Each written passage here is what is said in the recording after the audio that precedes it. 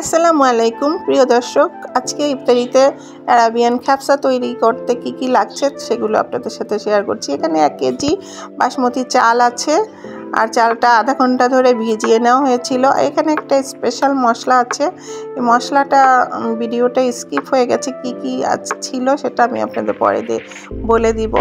এখানে প্রথমে হাঁড়ি বসিয়ে নেওয়া হয়েছে, এরপরে পেঁয়াজ কুচি আর ঘি দেওয়া হয়েছিল, এরপরে দেওয়া হয়েছে জিরা, ধনিয়া আর আধা চামচ করে সব কিছু, আর দেওয়া হয়েছে গোলমরিচ। একদম খাবসাতে কিন্তু একদম অল্প মশলা। এরপরে কষিয়ে একটু ভালো করে নেড়ে চেড়ে দেওয়া হবে কাশ্মীরি রেড চিলি পাউডার, এরপরে দেওয়া হবে টমেটো পিউরি। এগুলো ভালো করে কষিয়ে নিয়ে মুরগিটা আগে থেকেই ধুয়ে কেটে বেছে রাখা হয়েছিল, এরপরে মুরগিগুলো দিয়ে দেওয়া হবে। পরে টমেটো পিউরিটা দিয়ে ভালো করে কষিয়ে নেওয়া হবে।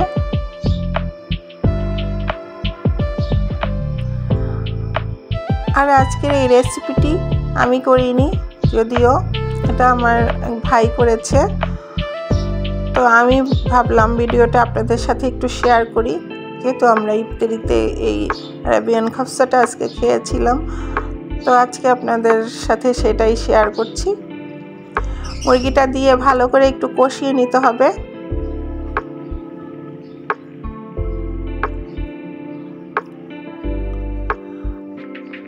তো এরপরে পানি দিয়ে এটাকে সিদ্ধ করতে হবে, মুরগিগুলোকে ভালো করে সিদ্ধ করে নিতে হবে।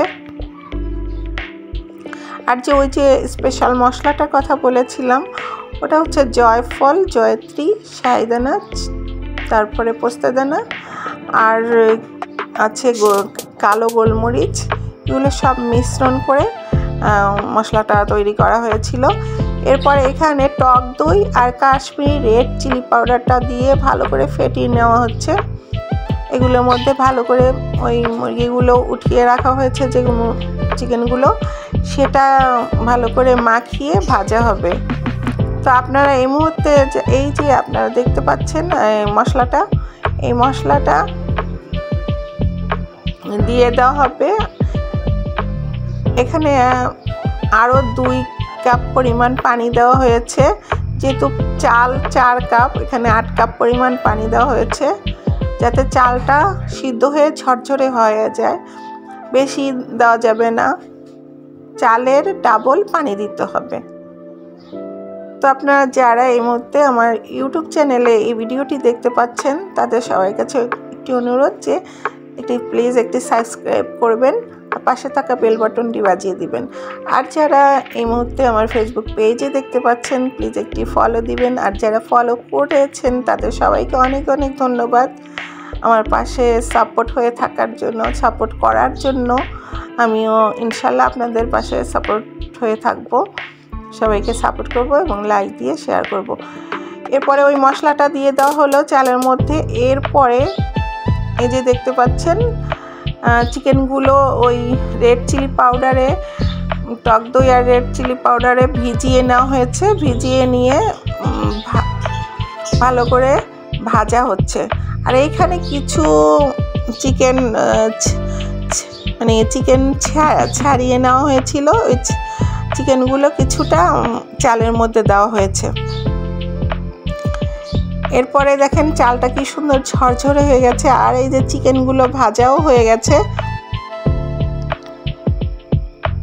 এরপরে এই যে চিকেনের উপর দিয়ে চালের উপর দিয়ে চিকেনগুলো সাজিয়ে দেওয়া হয়েছিল।